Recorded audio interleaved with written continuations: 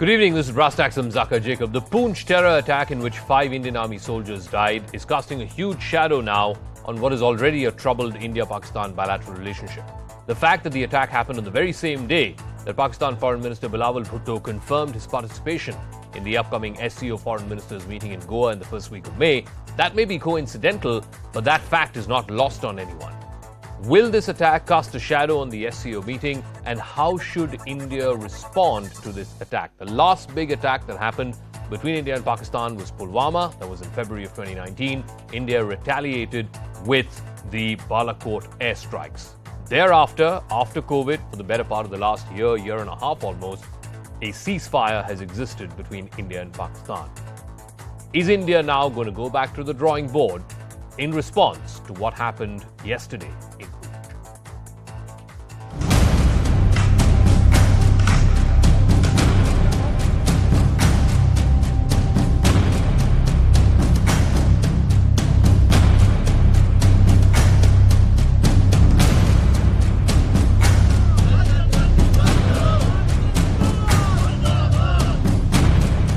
बड़ी दर्दनाक घटना है, लेकिन अभी उन लोगों को मार तो गिराया जाएगा जल्द, इसमें कोई दो राय नहीं है। सेना और जो सुरक्षा बल हैं अपने अपने काम पर लगे हुए हैं। क्यों भारत माँ के वीर सपूतों के ऊपर इस तरह के कायर लोग हमला कर देते हैं?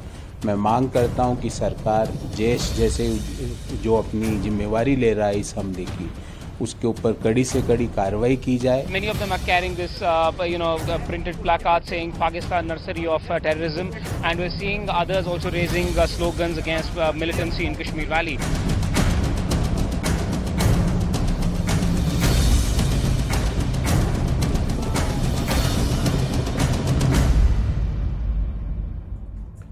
Now, this is what intelligence sources are telling us about what happened on Thursday. We're learning that 5 terrorists were involved in this attack. 3 are suspected to be foreigners and 2 locals from Jammu and Kashmir. It looks like a properly planned attack with the motive of creating some kind of a sensation ahead of the G20 meeting that's due to happen in Srinagar sometime latter half of next month.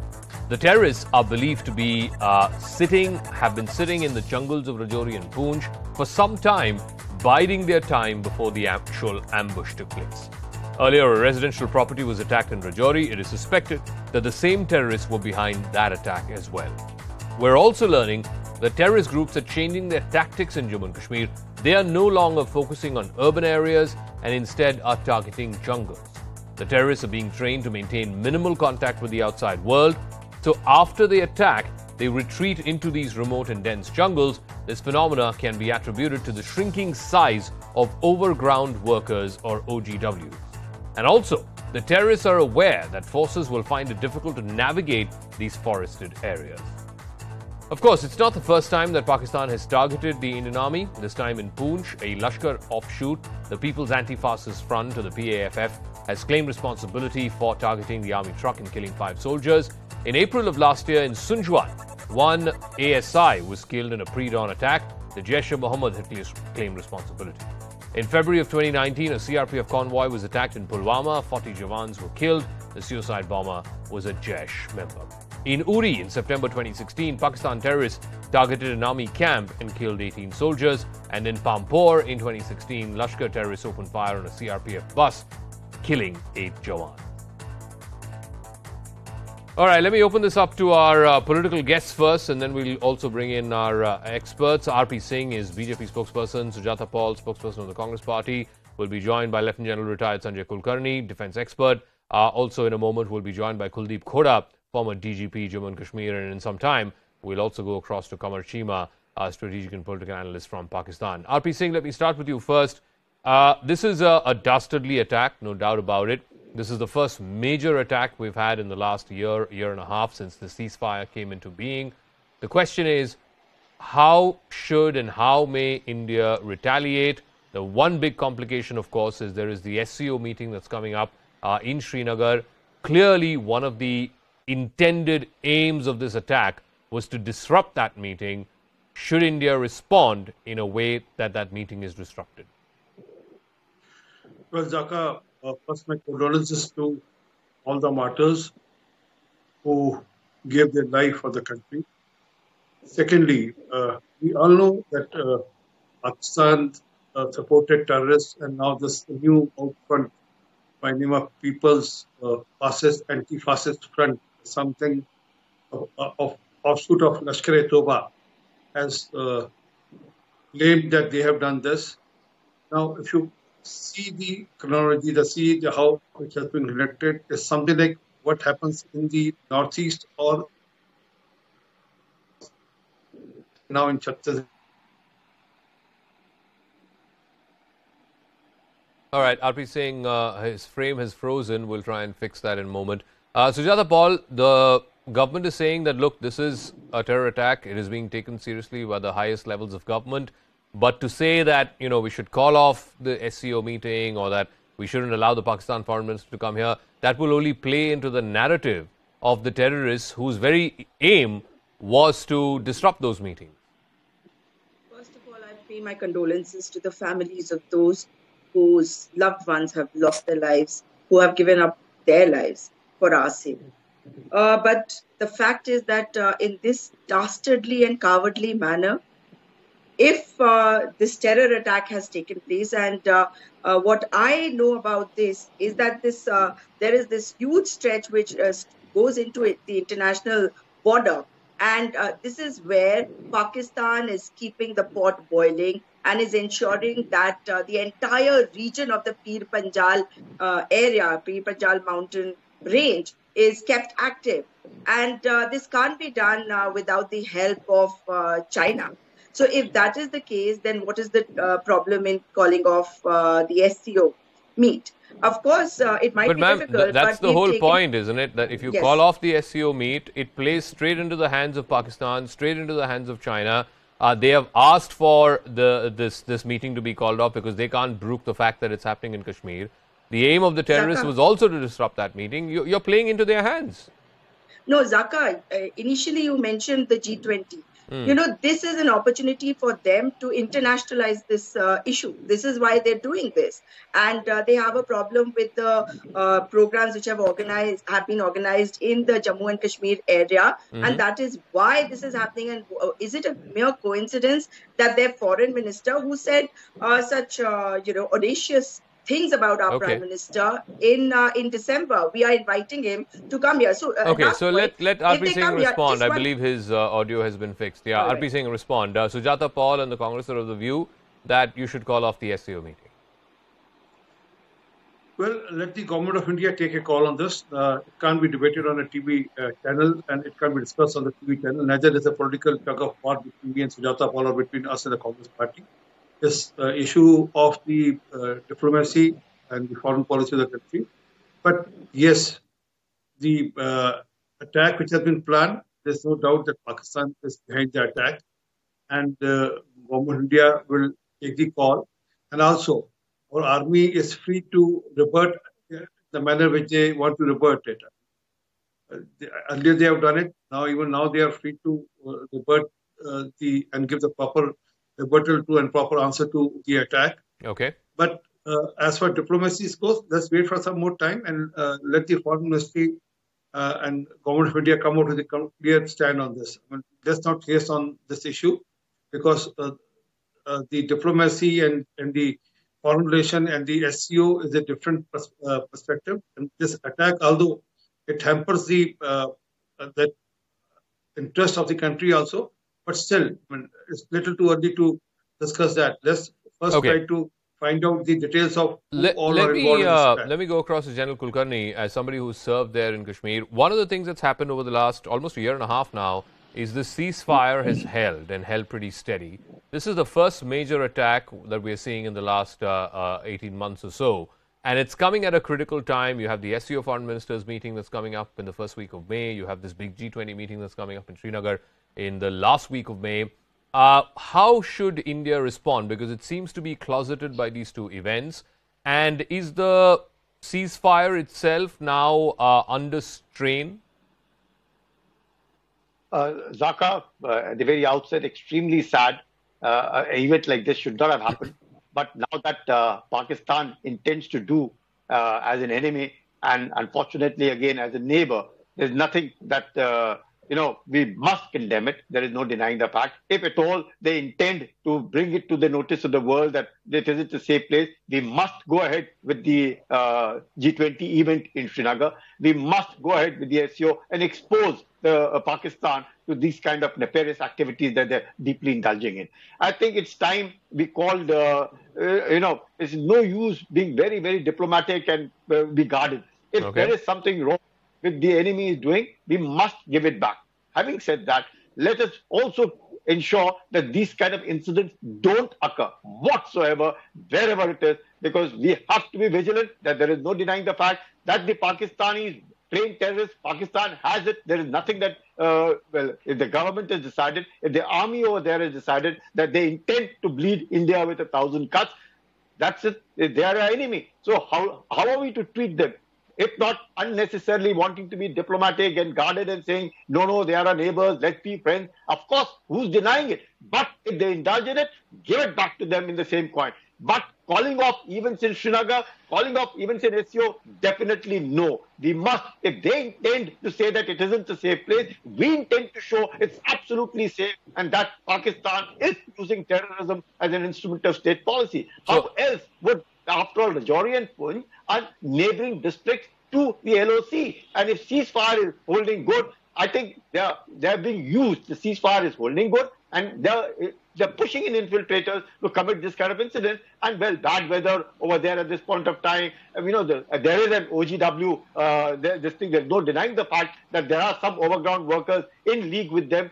If this kind of a situation has been there for years on, we have to ensure that these kind of incidents don't occur and expose Pakistan under all circumstances. So let me ask Kuldeep Khoda, who is the former DGP of Jammu and Kashmir. One of the things, and we've seen this, I think the Dangri attack happened just a few months ago.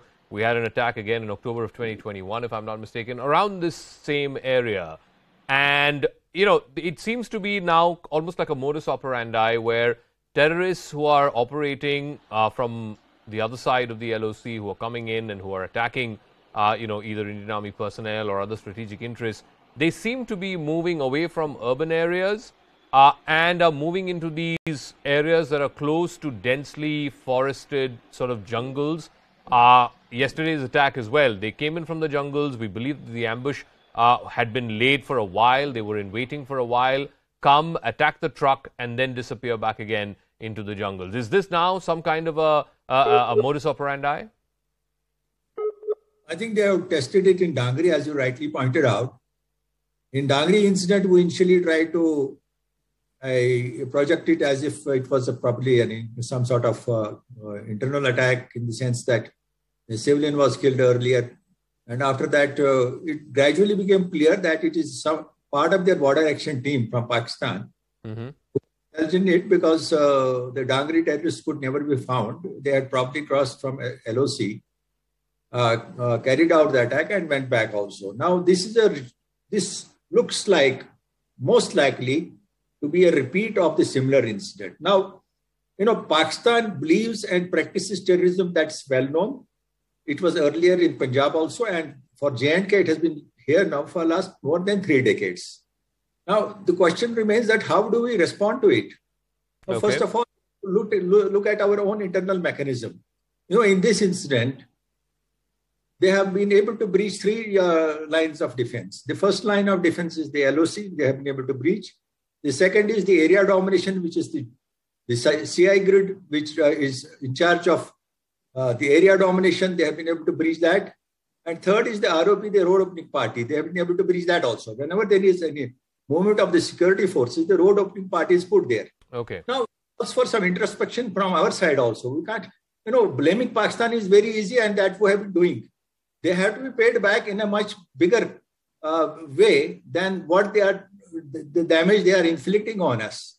That question still remains. Probably the action like Udi strikes or something more than that, that should be an adequate response. As far as calling off the SCO meeting is concerned, we'll be playing in their hands. That's what they exactly want.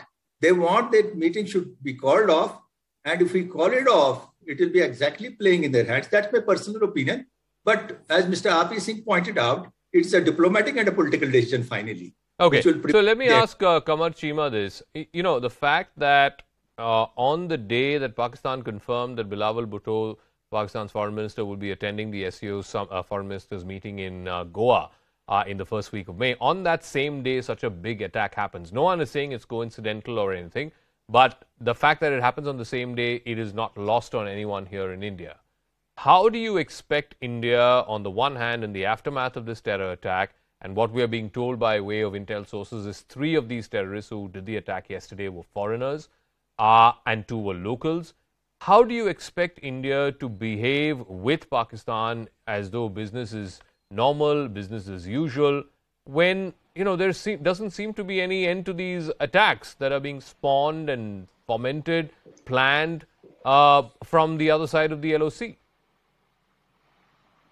Well, I think this is a very pertinent question that since Bilawal decided that he will visit India and this incident happens the same day, if history is any guide and if we find out that who is the beneficiary of such attacks, and if I go back to former governors, Mr. Malik's statement, he said that Prime Minister Modi and Sir Doval, they want to take advantage of all this situation, put an onus on Pakistan, take a political advantage in India, win the election. And so I think I personally understand that this is not something coming from Pakistan. This is something internally. This is Indian deep state's all game. First of Mr. all, Chima, okay, I mean, that's a completely fanciful... If there are, listen, one second, Mr. Chima, give me 10 seconds, please. With due respect. If there is a meeting in Indian occupied Kashmir, with due respect, the meeting that's going to happen in Kashmir, the G20 meeting, is much after, I think a good 2 weeks after the next round of assembly election results will be out. So to suggest that this is some kind of insider job to try and manipulate an election result, I think it's just absolutely fanciful. I'm not using stronger language, but it's just absolutely fanciful. Secondly, what I'm more worried about is that in any case, India and Pakistan don't have a normal bilateral relationship. The fact that there are no high commissioners, there's no full-fledged missions in either country, there is no full-fledged trade relationship, that in itself should be worrying. But the fact is, how do you then expect India to have a normal relationship? Because from time to time we have these attacks, whether it was Pulwama in 2019, whether it is Poonch today. The fact is that these attacks are continuing. You cannot expect a normal relationship with a gun on the one hand and peace on the other. Absolutely right. I think as far as Pakistan's position is concerned, we are not into any kind of actions in occupied Kashmir when it comes to no military actions, no supporting of the militancy there. We only support diplomatic, political, and morally to the Kashmir issue. But the panelists, the way they are speaking about Pakistan, how should we treat Pakistan? In which point we should respond, India? Let me tell you and be very clear. In case you make any mistake, we will respond you that you will forget the past. In case India violates international law, in case India attacks, crosses international border, we will come India, we will attack you, and then you know what happened with Arvind Nandan. So Chima Saab, I think there are far greater issues. No, one second, Chima Saab, one second, Chima Saab, with due respect, your country's economy is in such doldrums that I don't even know if you can put a functionally... No, one second. How does it not matter? If you don't have money, are you going to fight wars? Why don't you fix... Sir, why don't you first... Sir, the wars are not fought by the money. The wars are fought with the passion. Wars are fought with passion. Of course, the weapons are also manufactured with passion. Are they? Are weapons also manufactured with passion? Fighter jets, tanks, artillery, they're also made with passion. We have a passion and we have a military might. Let's not take this debate. Let's not take this debate into the realm of the comical. You've got far graver problems. You've got a dysfunctional economy. You've got a dysfunctional state. The structure of the state is the army is still calling the shots. It has oversized influence and oversized budgets allocated to it. All of these strategic recalculations you guys need to make. The last thing you want to be doing is to, warmonger with India. So let's leave that aside. I want to go back to RP Singh and... We don't do this. One second. Let me go back to RP Singh and to Sujata Paul. RP Singh, I think the call that needs to be taken, forget about what Mr. Chima is saying, forget about what Pakistan is saying. The call that needs to be taken as far as India is concerned is, what is the long-term, what is the 30,000 feet view to take? Yes, this is an absolutely dastardly attack. Let's make no mistake about it. And retribution needs to be sought. In what form or shape? That is, of course, for the military experts and the diplomatic experts to deal with. But let's be very, very clear about these things tonight. That there is a strategic deterrent or a strategic cost to pay for Pakistan if they try any kind of mischief. And definitely Poonch was a mischief. What that strategic cost will be, whether it will happen before the SCO, before the G20, we don't know. But there will be a cost to pay. That message we need to convey to Pakistan, R.P. Singh Saab. Well, Zaka, I'm very much with you on this. I can't predict what measure and what style the army will or military will decide on it, or the foreign affairs diplomacy will decide on it. But yes, Pakistan must pay the cost for it. And Chima Saab, when people with begging bowl don't talk about guns and don't do what you have done. I mean, they don't do all such activities. When you first go and manage your economy, sir, Chima Saab, please, Chima Saab. No more threats for India. Please. No threats, Chima Saab. Thank you. Yeah. You should always remind, when you interrupt a Sardar, you should always remind, I should remind you of Ali Singh Nalwa, and you should know why I was formerly Sardar. Sir, and why do Imran Khan used to wear Salwar Kameez? You should know that. And so before interrupting a Sardar, just keep that in mind. But keeping that aside, the issue is that if Pakistan need to learn it hard way, it will. I mean, and then we will be on with our policy in Kashmir. We'll be on ensuring that whatever has to be done on the development part, that will be on. The electoral process will be on. But yes, if Pakistan doesn't understand the diplomacy or doesn't understand the ceasefire, and then in month of Ramzan they do this, and then just ahead of Eid they do this, then Allah bless them and God bless them. Army is free to do what they want to do. Okay. Sujata Paul, I keep coming back to this point about, the last thing India should do is to fall into the trap that Pakistan has laid out or China has laid out or these terrorists were attempting to do, and that is to call off these meetings. India is now a big power. It's a $3 trillion economy. Pakistan is a, fledgling economy. It's struggling. It's in the doldrums, as it were. I mean, it's probably 250 billion maybe 300 billion or whatever it is. India's is a economy that's 10 times bigger. We need to act like that, like we are the big power. We need to act like we are the big power here in South Asia. And yes, these incidents will happen. There will be a hisab for this incident. Whether or not that will happen now or whether or not that will happen later, that's, like I said, for the experts to decide. But we are the big power. We certainly are the big power, and it's not that we are a big power now. We've always been the most important country in the subcontinent, and Pakistan better remember that. And coming on our national television and threatening us shows what these people can do. Only shout and scream. But if you look at their country, look at the state that they are in. And what I'm trying to say is that as far as the G20 meetings are concerned, they should definitely go on, and they should happen in the Kashmir area. But when we talk about the SCO, it is the Shanghai Cooperation Limited organization. So over there, if you look at all the countries which are part of it, most of them are dictatorial powers, and we are one of the few democracies which are part of it. And that is why I was saying that when the meeting in Goa is on the 5th of May, a strong message should be sent to Pakistan. And of course, our army is strong enough to show them their place. But this was a cowardly act. This was a dastardly act. And this is the best that Pakistan can do. They cannot face our army. And that is why they stoop down to this level. But they should remember that we know when and how to teach them a lesson. And our army will do it. Okay, let me ask General Kulkarni. One of the questions that also needs to be asked is, after Pulwama particularly, the SOPs were revised. The fact that an army truck should not travel alone, it should be part of a convoy. These were all sort of reiterated after Pulwama happened. And yet, yesterday's incident does beg that question. Were SOPs followed? Was this struck a sitting duck for this kind of an attack? And in these densely forested areas, like I said, we had the Dangri attack just a few months ago. What are the lessons that have been learned? What are the new SOPs that have been put in place? Were those followed?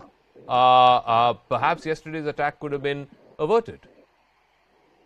Zaka, definitely. There are certain introspection is definitely required. There's no denying the fact on that score. And SOPs have to be followed. Investigations will reveal as to who's at fault. Notwithstanding all that, we have to ensure that these kind of incidents don't occur. We would have had to have our eyes and ears. We need to ensure all the technology at our disposal, ensure ROPs, ensure the entire area is cleaned up before we move. Bad weather will be there. Obviously, Zaka, understand, once your neighbor decides that they intend to do what they want to do, they will do what they are doing it. We have to ensure that these kind of incidents don't occur. And definitely, whenever anybody, for that matter, even if Kamar Chima is a good person, talking like this, I think it doesn't speak well of whoever it is, maybe. Do you think we are a soft state? Do you think that the Indian Army is going to take it right down for whatever Kamar to say about his country? He is welcome to say what it is. We will react. Everybody will react. And the cost will be there to pay. May not be today, will be tomorrow. But they have to pay. Obviously, once we have to prove as to what's happened, where the foreign terrorists have come, investigations will reveal everything. Yes, SOPs must be followed. SOPs cannot be violated because these people, with the help of the workers, are watching it for over a period of time and then doing what they have done. We ought to be careful. Vigilance 24/7 is a must. And obviously, Pakistan will do what it is doing. We have to ensure that we do not allow these kind of things happening in our country. Kamar Chima Sahab, you keep saying that, India uses Pakistan and the bilateral relationship for its own domestic political purposes and so on. I think yesterday or the day before, there was a submission by the Shahbaz Sharif government in the Pakistan Supreme Court which asked it some very pointed questions about why polls are not being held on time despite the directions from the Supreme Court. And they said the threat of war with India is very real and that's one of the reasons why the polls are being postponed. So who is using the bilateral relationship for political purposes? And again, I keep coming back to this. I mean, it's a fanciful idea to suggest that the reason why polls are not being held on time despite the Supreme Court's directions in your country is not because of threat of war with India. It's, threat of losing politically. Well, I think, first of all, I think, in my understanding, I think India need to move forward from this idea that it's Pakistan which sponsoring terrorism in Indian-occupied Kashmir. Listen, we have paid the price of being in war against terrorism. We fought the war against terrorism. We have led thousands of lives, so we understand what is terrorism and how the nations get affected by it. So we really understand. Okay, Chima Sahab, can I just give me 10 seconds. Can I ask you one question? I think for a good 2 or 3 years, Pakistan was first it was in the blacklist of the FATF and then it was in the grey list of the FATF. Why do you think that was? I mean, if you are, as you say, just victims of terrorism, you're not sponsoring terrorism anywhere else beyond your borders and so on and so forth, why do you believe you were part of the grey list for so long? Is the FATF a brainless organization? No. This is the right question. But I think being part into the FATF, there were certain measures which Pakistan should have taken. For example, the sanctions that came from the UNSC, those sanctions should have been implemented properly. Mm-hmm. And the lacunas regarding the financial,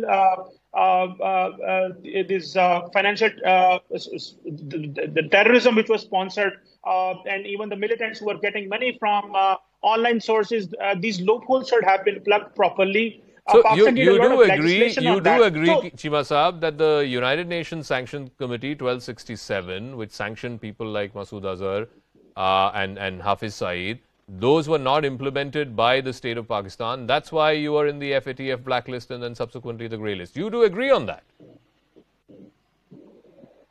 Obviously, that was the reason. That was the reason Pakistan was, UNSC, Pakistan took it very, casually. Pakistan should have implemented it long ago.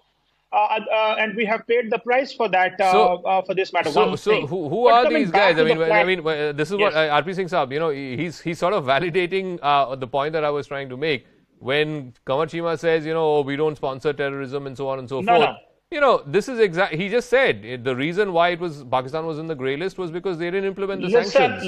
You didn't implement the sanctions against Hafiz Saeed and Masood Azhar and other, people who were named by the 1267 Sanctions Committee of the United Nations.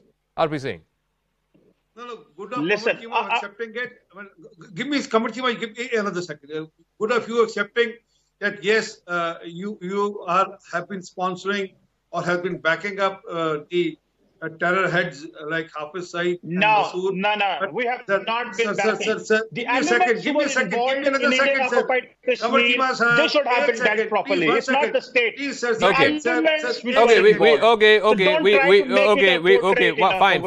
Fine. You are not actively sponsoring, but you're not doing anything to, actively dissuade or actively go after these guys. That's why you were on the grey list. All right. RP Singh, so either way, they don't accept they're a state which can govern. I mean, it's a state which is governed by constitution or by law. That's why they could act on them, or they are doing it intendingly. But that point aside, their prime minister is on record saying that we have more than 30,000 people in our backyard. What to do of them? I mean, Imran Khan is on record. So you have to pay the cost of if you have snakes in your backyard, whatever reason that be. But you have sponsored terrorism across the border in India, and ultimately, let me tell you, Qamar Chima Sahab, you will have to pay a very heavy price for this. Not only for this instance, but otherwise also. No, nobody is threatening. No. 1 second, Qamar Chima Sahab. Nobody is threatening. You know what happened with evidence? Hindustan में चीमा साहब सुन लीजिए, I've got to wrap up. 10 seconds. Hindustan में इसको friendly advice कहते हैं. Friendly advice दे रहे हैं हम आपको प्यार से समझा रहे हैं.